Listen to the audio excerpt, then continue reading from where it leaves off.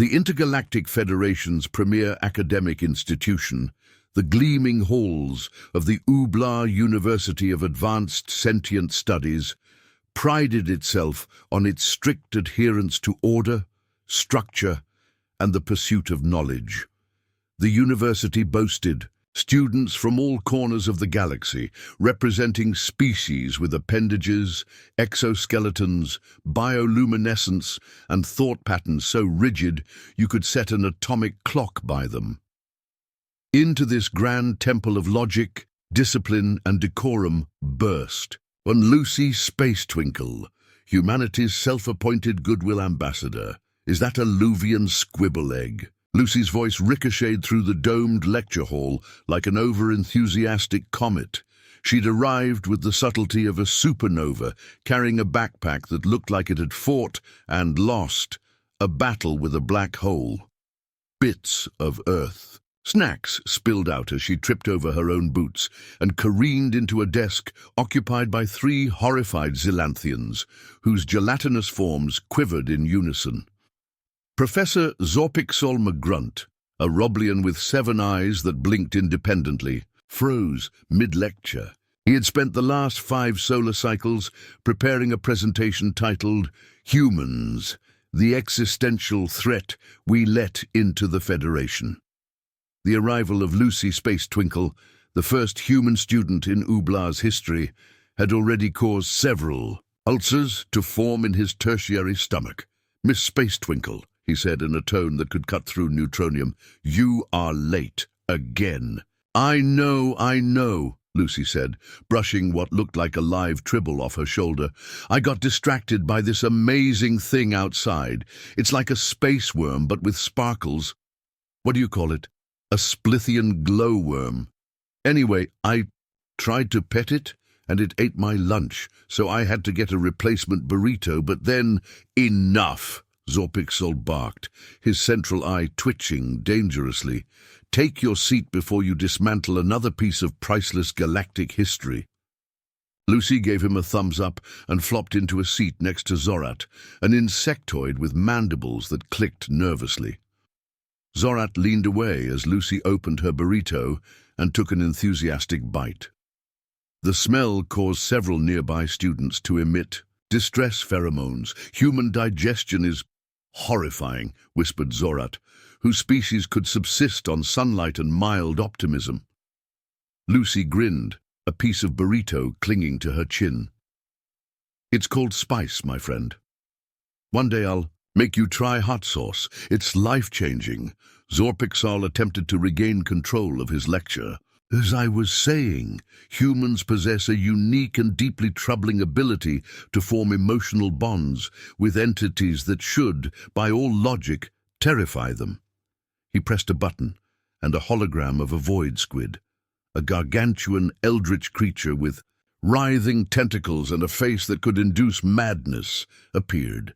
Several students recoiled in alarm. Lucy, however, gasped with delight. "Oh, my stars, it's so cute," she squealed. "Look at those little tentacle wiggles. Can I meet one?" Zorpixol's tertiary stomach did a flip. "Absolutely not. The void squid is a Class 7 galactic apex predator. Contact with one would result in certain death." Lucy tilted her head. "Are you sure? Because it kind of reminds me of this octopus I had as a kid.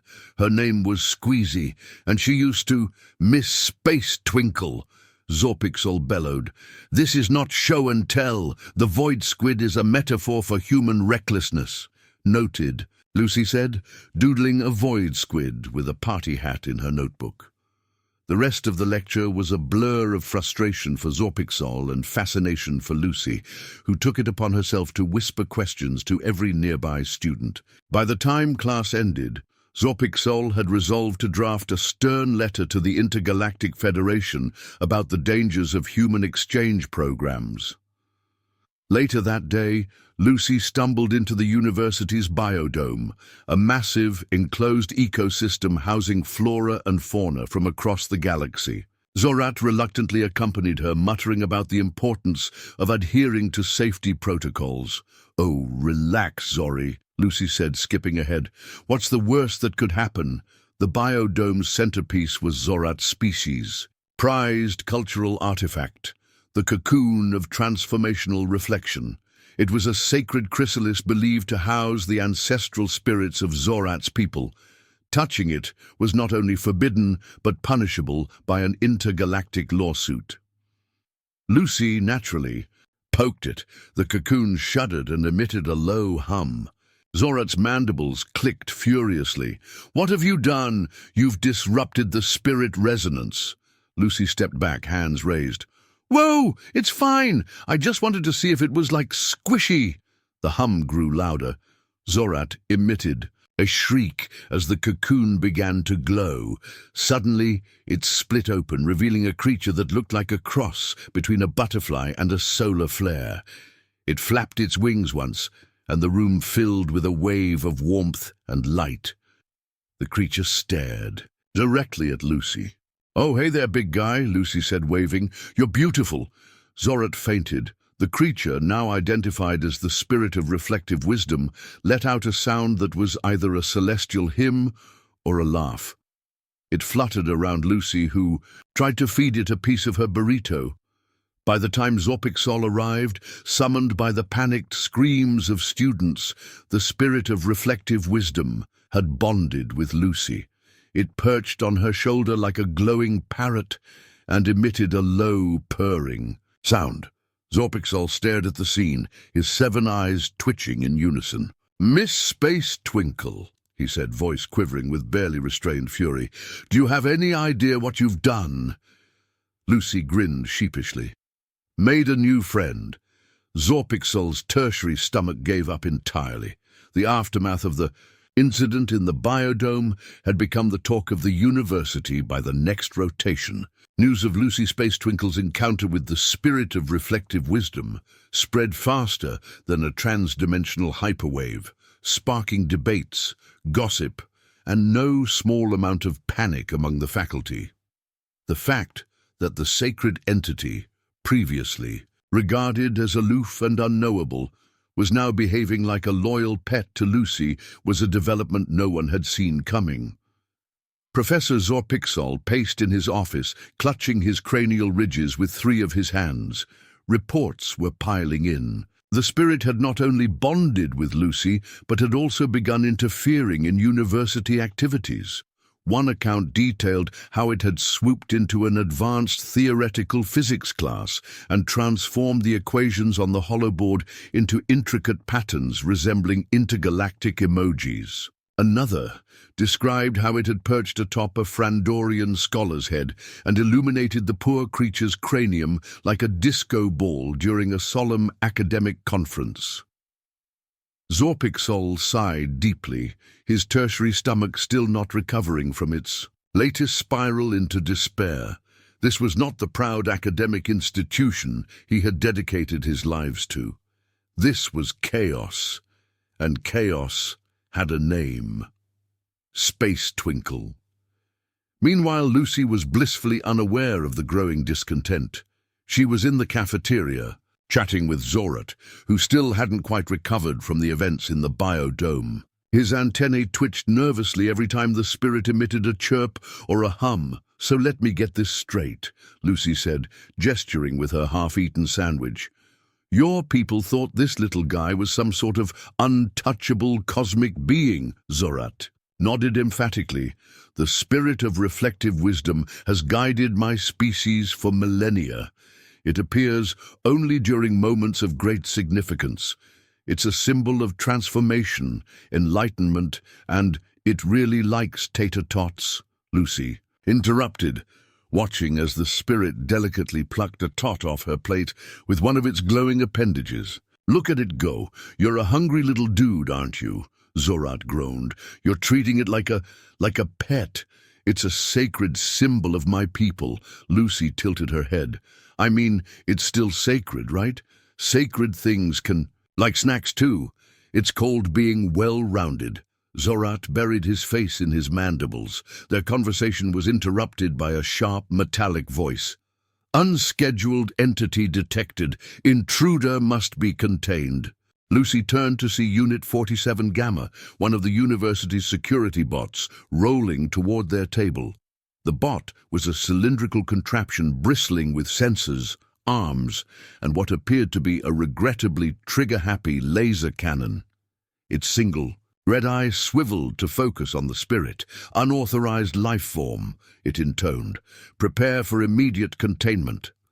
The spirit, seemingly unperturbed, floated lazily toward the bot and emitted a series of melodic chirps. Unit 47 Gamma hesitated, its circuits audibly buzzing as it tried to process the sounds.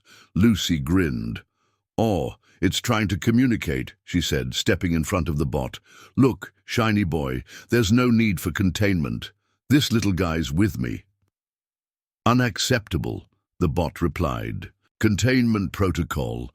Before it could finish, the spirit extended one of its radiant wings and lightly tapped the bot's casing. The entire cafeteria fell silent as the bot shuddered, its eye flickering. Then, inexplicably, it began to dance. Its limbs moved in stiff, robotic jerks that somehow formed a rudimentary but unmistakable rendition of the Galactic shimmy. The students erupted into laughter, several of them recording the spectacle on their holo devices. Lucy clapped her hands in delight. "That's the spirit. No pun intended." Zorat looked like he was going to faint again. The incident in the cafeteria was the final straw for Zorpixol. He called an emergency meeting of the university's High Council, a collection of distinguished scholars from across the galaxy. The council chamber was an imposing room filled with towering holoscreens, glowing data streams, and chairs designed to accommodate every conceivable body shape. "This human," Zorpixel began, gesturing at a projected image of Lucy grinning, "with the spirit perched on her shoulder, is a menace to academia and intergalactic order."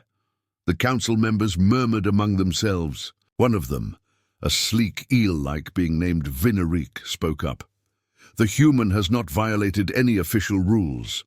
"Not yet," Zorpixol snapped, "but she has disrupted classes, desecrated a sacred artifact, and now, the security bots are performing interpretive dance routines." A chair spun around, revealing the imposing figure of Chancellor Grobnax, a towering Muldronian with skin like polished obsidian. He steepled his clawed fingers and regarded Zorpixol with mild amusement. "Professor," Grobnax said, his voice like distant thunder, "the human may be unorthodox, but she has also fostered unprecedented goodwill among the student body. The spirit of reflective wisdom, once distant and untouchable, now interacts freely with others. Even the Zilanthians have expressed curiosity, and they usually avoid socializing altogether." Zorpixol's tertiary stomach churned violently. "You cannot seriously think this is a good thing." Grobnax leaned forward. "Perhaps it is time to consider that humanity's unique qualities may offer more to the Federation than we have." "Anticipated," the council murmured again, and Zorpixol could see the tide turning against him. He slumped in his seat, defeated. Back in the dormitories, Lucy was blissfully unaware of the political upheaval she had caused. She was busy introducing the spirit to her collection of Earth trinkets, which included a rubber chicken, a snow globe, and a yo-yo. The spirit seemed particularly fascinated by the yo-yo, its glowing wings mirroring the toy's up and down motion. "This is so much better than studying," Lucy said, lying on the floor and tossing a stress ball back and forth with the spirit. "You and me, pal, we're gonna make history." Zorat, who had reluctantly joined her, was pacing anxiously. "Do you have any idea how much trouble you're in? The council is probably debating your expulsion as we speak." Lucy waved a hand dismissively. "Pfft, I'm a people person. Well, a people and aliens person. I'll talk my way out of it." Before Zorat could argue, the door slid open, revealing a very frazzled Zorpixol. He stared at Lucy, the spirit, and the chaos in the room, the trinkets scattered everywhere, the spirit juggling 3 stress balls with its wings, and groaned. "Miss Space Twinkle," he said, You've pushed this university to the brink of insanity." Lucy sat up and grinned. "Yeah, but it's a fun brink, right?" Zorpixol didn't answer. He just closed his eyes and muttered something in his native tongue that sounded suspiciously like a prayer. Lucy Space Twinkle was officially a problem. That much was clear to Professor Zorpixol as he prepared to deliver what was undoubtedly going to be the most agonizing lecture of his career.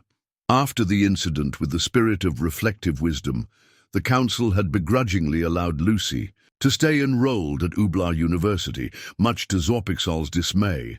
But their leniency came with a stipulation. Lucy was to be closely monitored, and any further disruption would result in her immediate expulsion. Lucy, of course, took this in stride.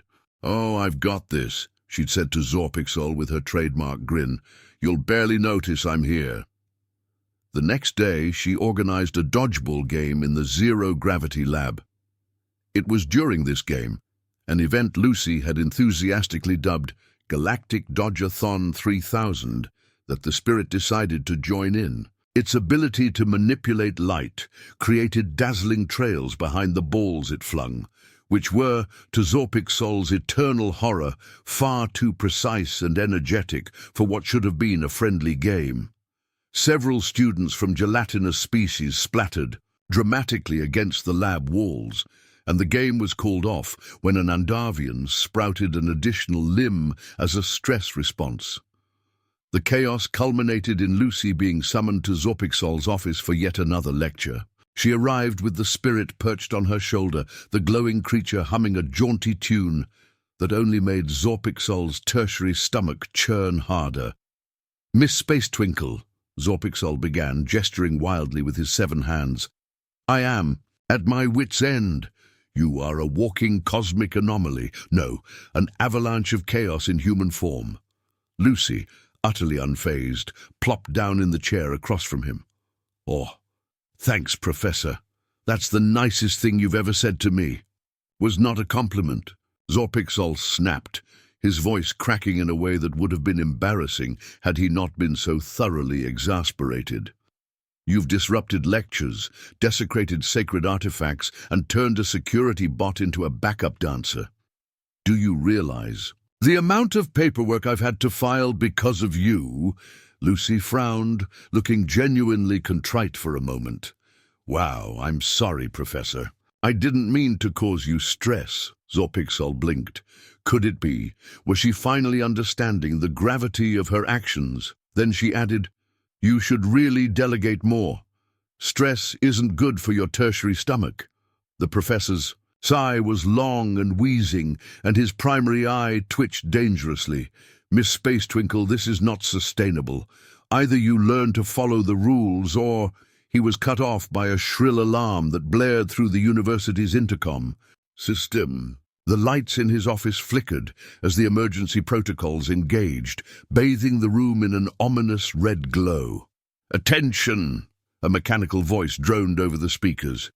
"Containment breach in Sector 12B. All students and faculty are to evacuate immediately." Lucy perked up. "Ooh, containment breach. That sounds fun." Zorpixol buried his face in all 7 hands. "Why would you think that?" Before he could stop her, Lucy was already on her feet, sprinting toward the door, with the Spirit zipping after her like an eager puppy.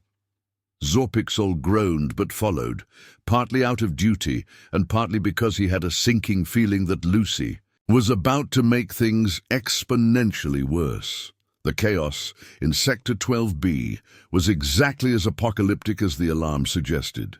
Students and faculty of various species were scrambling to evacuate, while security bots buzzed around in confusion. In the center of the commotion was the source of the breach, a Zargalith war beast, a creature that looked like someone had taken a rhinoceros, given it laser horns, and injected it with enough adrenaline to power a small star. The war beast thrashed wildly, its roars echoing through the halls as it charged at anything that moved. Lucy skidded to a halt, taking in the scene with wide eyes. "Oh, wow! It's like a giant, angry space puppy." Zorpixol grabbed her arm. his grip surprisingly firm for someone whose species resembled a sentient jellyfish. "This is not a puppy, Miss Space Twinkle. This is a Class 5 galactic predator." The spirit hovered behind Lucy, its glow intensifying as it observed the war beast with what seemed to be curiosity. "How did this thing even get loose?" Lucy asked, leaning forward to get a better look. "That is not important right now," Zorpixol hissed. "We need to evacuate before it—" Before he could finish, the war beast turned its attention to their group, its glowing red eyes locking onto Lucy. It snorted, pawed the ground, and charged. Zorpixol screamed. Zorat, who had somehow ended up in the vicinity, fainted. Lucy, however, stood her ground, an expression of pure wonder on her face. "Oh, no, you don't," she said, holding up her hands. "Easy, big guy. We're not here to hurt you." You insane?" Zorpixol yelled. "It's going to kill us." But as the war beast barreled toward her, Lucy did something that no one, least of all Zorpixol, could have predicted. She reached into her backpack, pulled out a half-eaten burrito, and lobbed it directly at the war beast's face. The burrito hit its mark, splattering guacamole and hot sauce across the creature's snout. The war beast skidded to a halt, blinking in confusion as it sniffed the foreign substance. Then, to everyone's astonishment, it began to eat. Lucy grinned. "See? Space puppy. They just need snacks and love." The spirit floated down to the war beast, chirping softly. The two creatures seemed to exchange some sort of silent understanding, and the war beast visibly relaxed, its laser horns dimming. As it settled onto the floor with a contented grunt, Zorpixol stared, his multiple eyes wide with disbelief. This cannot be happening." Lucy turned to him, beaming. "You know what they say, Professor. Food is the universal language." "I am quite certain no one has ever said that," Zorpixol muttered, though his voice lacked its usual conviction.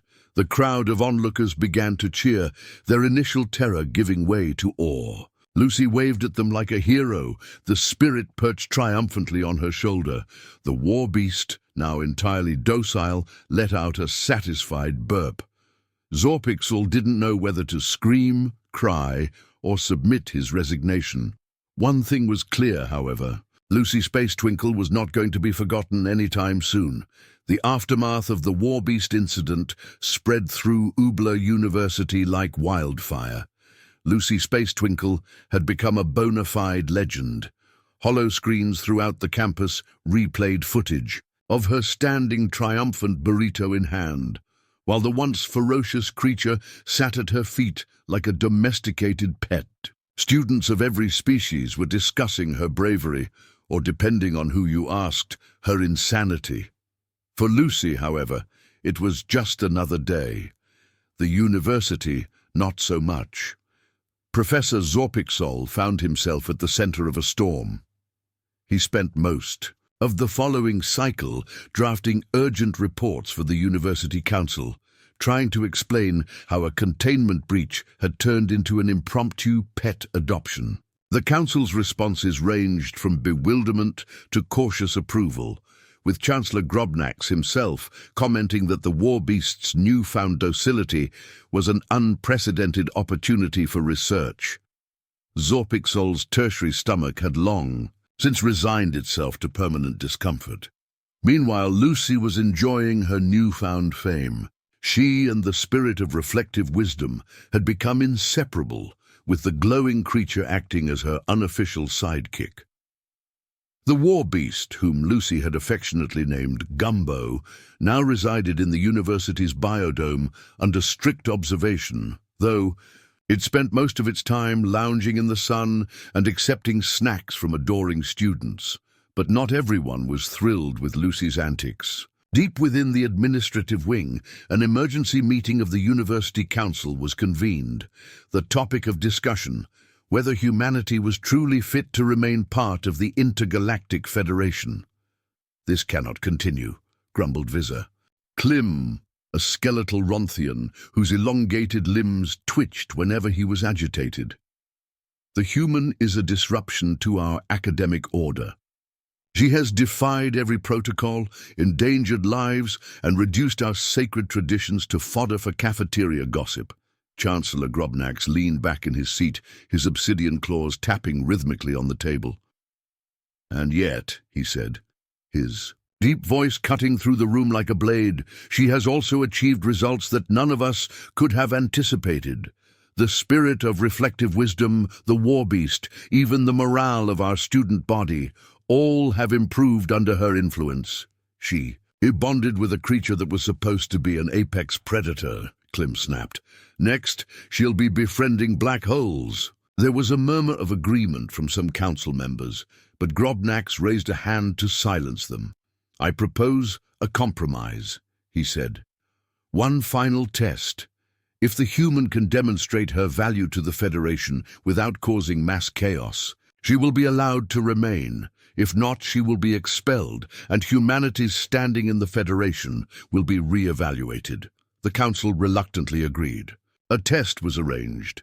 Lucy would accompany a team of students and faculty on a mission to secure a rare and dangerous artifact, the Orb of Infinite Probabilities, an ancient relic said to alter reality itself. The artifact had been discovered on a remote and unstable planet in the Crux's Nebula, and retrieving it required both courage and discretion, qualities Lucy had yet to display simultaneously. The expedition began with Lucy bounding onto the university's sleek exploration vessel. Much to Zorpixel's dismay, he had been appointed as her supervisor, a role he accepted with the grim determination of someone walking to their own doom. Zorat, reluctantly tagging along as a cultural liaison, clutched a survival manual tightly as if it were a lifeline. The Spirit and Gumbo, naturally, were also on board, though how Lucy had convinced the council to allow the latter remained a mystery. "All right, team," Lucy announced as the ship prepared for launch. "Let's go get this orb thingy and save the galaxy or whatever." "This is not a field trip," Zorpixel snapped, his central eye narrowing. "The Orb of Infinite Probabilities is one of the most dangerous artifacts in the known universe. If mishandled, it could destabilize reality itself." Lucy waved him off. "Relax, Professor. How hard can it be?" The answer became apparent as soon as they reached the planet. Cruxis 7 was a volatile world of shifting landscapes where gravity fluctuated unpredictably and storms of multicolored lightning raged across the sky. The expedition team had barely stepped off the ship before Zorat was blown off his feet by a sudden gust of wind. "This place is a death trap," Zorat wailed, clutching a nearby rock for dear life. Lucy helped him up, grinning. "Nah, it's just a little spicy. Come on, let's find this orb." The team navigated treacherous terrain, guided by a holomap that flickered ominously in the unstable environment. Gumbo proved surprisingly useful, using its massive bulk to shield the group from falling debris and snapping at rogue plasma snakes that emerged from the ground. The Spirit, meanwhile, lit their path with a soft, steady glow, chirping encouragement whenever someone stumbled. Despite the dangers, Lucy's enthusiasm never wavered. She led the way with the confidence of someone who had never once considered the possibility of failure or death. Zorpixel, trailing behind her, muttered darkly about the folly of trusting a human with galactic artifacts. When they finally reached the temple housing the orb, they were met with a new obstacle, a series of puzzles designed to test the intelligence and patience of whoever sought to claim the artifact. The first puzzle involved a series of glowing tiles that had to be stepped on in a specific sequence. "Finally," Zorpixel said, stepping forward, "a task that requires logic and—" Lucy sprinted past him and began hopping on tiles at random. "Wait! Stop!" Zorpixel yelled, but it was too late. The tiles lit up in rapid succession, and a deep rumble shook the temple. Zorpixel braced for disaster, only for the rumble to subside as the door to the next chamber slid open. Lucy turned and shrugged. "What?" I just followed the rhythm of that jingle the spirit was humming.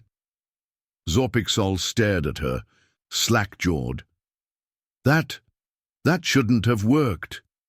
The second puzzle, a complex mathematical equation etched into the wall, was solved when Gumbo sneezed, accidentally pressing a hidden lever that bypassed the challenge entirely.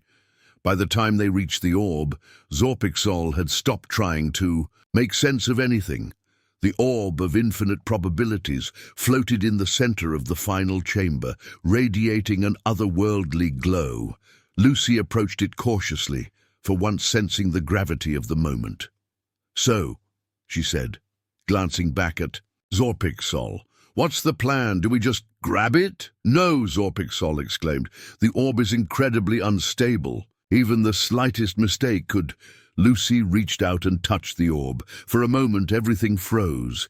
Then the room erupted in a kaleidoscope of light and sound as the orb's energy surged outward. Zorpixol screamed, Zorat fainted again, and the spirit flared brilliantly as it shielded Lucy from the worst of the blast.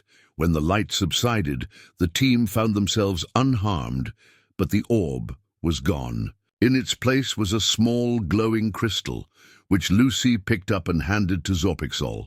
"There," she said with a grin, "all safe and sound." Zorpixol stared at the crystal, then at Lucy, then back at the crystal. You stabilized it." Lucy shrugged.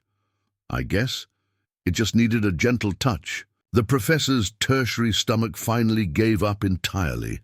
The team returned to Ubla University as heroes, the crystal now a stabilized and safe artifact for study.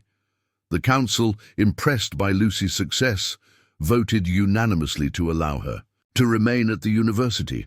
Even Zorpixol, though reluctant, admitted that perhaps there was more to humanity than chaos and burritos.